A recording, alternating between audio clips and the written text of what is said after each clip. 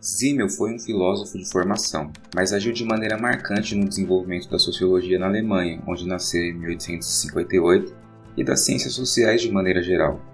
Veio a falecer em 1918 e, apesar de ser contemporâneo de Émile Durkheim, Simmel fazia uma sociologia diferente daquela proposta no início da escola francesa. Enquanto Durkheim e os outros clássicos da sociologia faziam análises sobre temas amplos, que chamamos de macrosociologia, relacionados às estruturas da sociedade, Simmel vai se debruçar sobre os processos menores e se importar mais com a relação entre indivíduos, com temas mais relacionados ao cotidiano.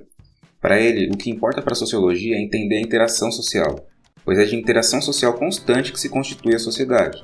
Na verdade, como Simmel percebe movimentos diferentes produzidos por interações diferentes, ele preferiu usar o termo associação no lugar de sociedade, dando a entender que as interações sociais produzem processos de interminável movimento. Publicado pela primeira vez em 1902, A Metrópole e a Vida Mental é um dos textos clássicos das ciências sociais. Nele, Simmel analisa o que acontece com a subjetividade das pessoas que vivem em cidades muito movimentadas.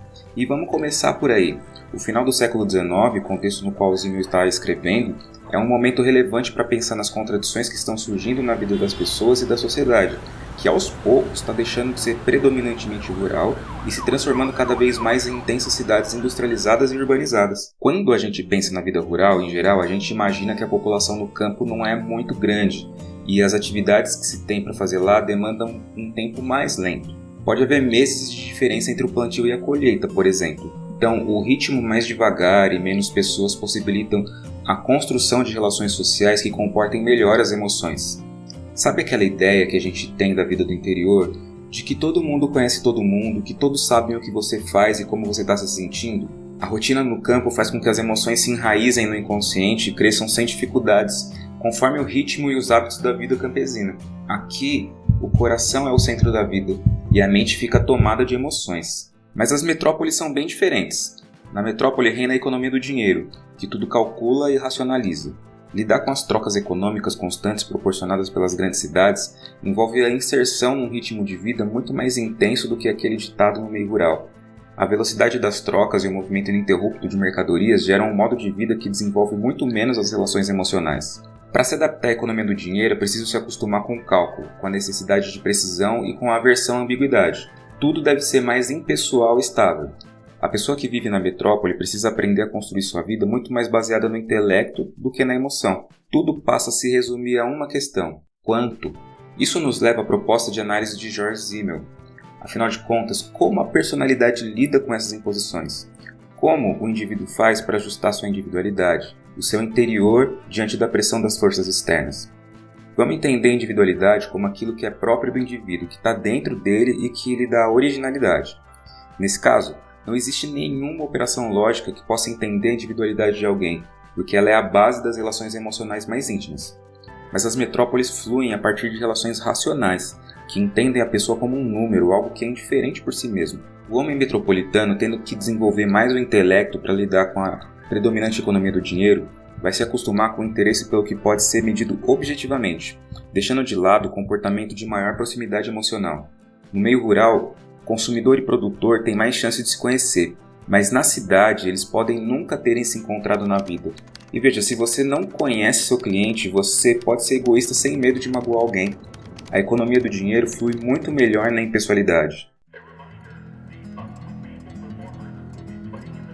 Pontualidade, calculabilidade e exatidão são introduzidos à força na vida pela complexidade e extensão da existência metropolitana, e não estão apenas muito intimamente ligadas à sua economia do dinheiro e caráter intelectualístico.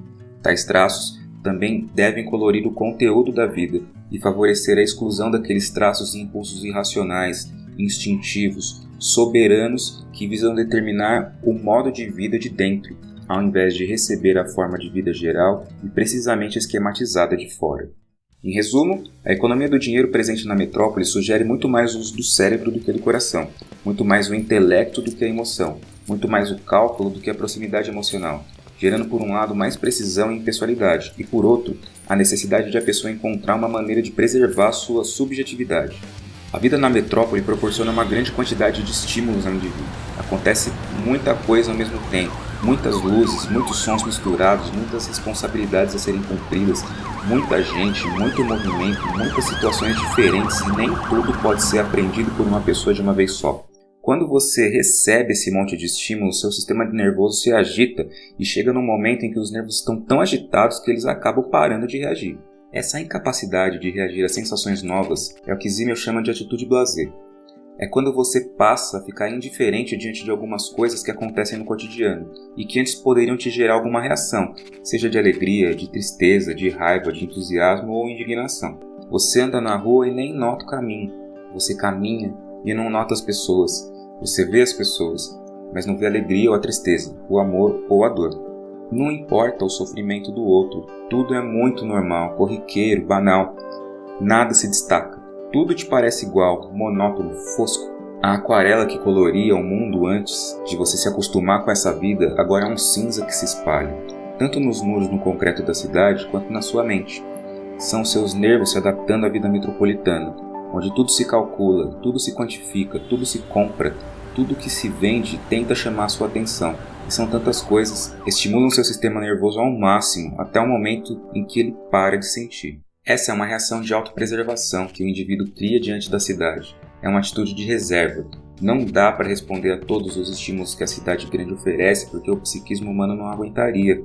A gente fica indiferente face a algumas coisas e situações. E é comum que a gente nem conheça os vizinhos, que a gente crie uma leve aversão ao contato pessoal íntimo com a maioria das pessoas.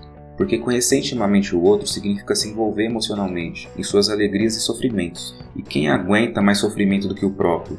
O contato mais próximo às vezes acaba resultando em repulsa e até ódio, já que, em atitude de reserva, a gente não tem energia para entender o outro.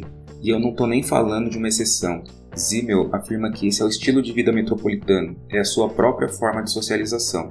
E ao mesmo tempo em que a riqueza monetária se desenvolve, a cidade cresce, fazendo com que essa forma de socialização, baseada na quantificação, no cálculo e no intelecto, se transforme aos poucos em traços próprios do caráter das pessoas.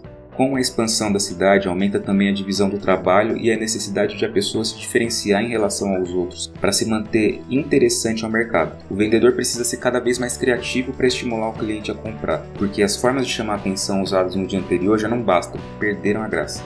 É preciso ser diferente, inovador o tempo todo, sob o risco de ser esquecido ou visto como medíocre por quem já está acostumado a enxergar o mundo cinza. Segundo Simmel, viver na cidade é abandonar a luta humana com a natureza pela vida, para assumir a luta entre homens pelo lucro.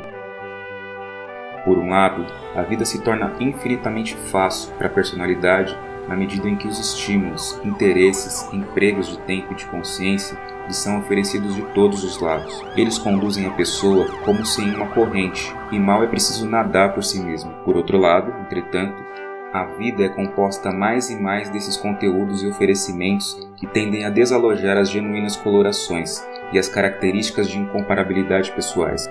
Isso resulta em que o indivíduo apele para o extremo no que se refere à exclusividade e à particularização, para preservar sua existência mais pessoal. Ele tende a exagerar esse elemento pessoal para permanecer perceptível até para si próprio.